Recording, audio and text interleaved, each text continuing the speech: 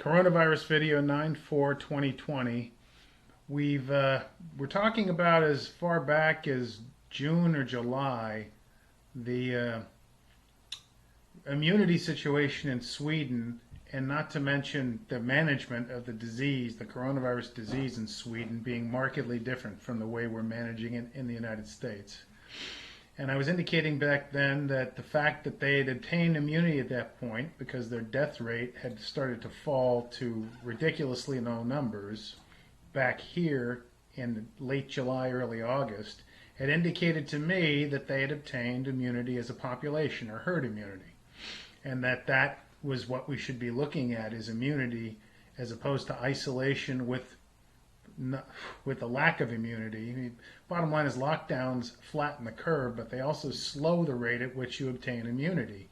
Sweden showed that getting immunity quickly ultimately stops the deaths. And at one point people were saying, oh, but they'd had so many deaths and they'd sacrificed all these people. My point back in these other videos was that, yeah, but we're going to catch up. Well, that's what we basically have done. If you look back in July, my video shows the deaths per million in the US were 441, and Sweden, which at the time was thought to be ridiculously high on that number, was 561. Now take into account this is late July, now we're in early September. If you look at today's statistics, early September, September 4th, the US is basically now exceeded in deaths per million the deaths in Sweden. Sweden is around 577. So they've gone up basically 15 in the time that we've gone up 140.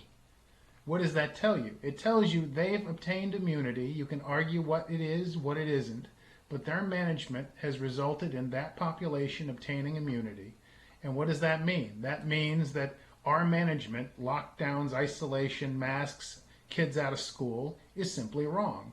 Our kids need to go back to school and basically exist, become educated, whatever you want to call it, and people who are healthy need to go back to work. So that's what we learned from Sweden, if we're smart enough to take note of the data and make reasonable conclusions. So that's the up and the down. Comments below. Thank you very much.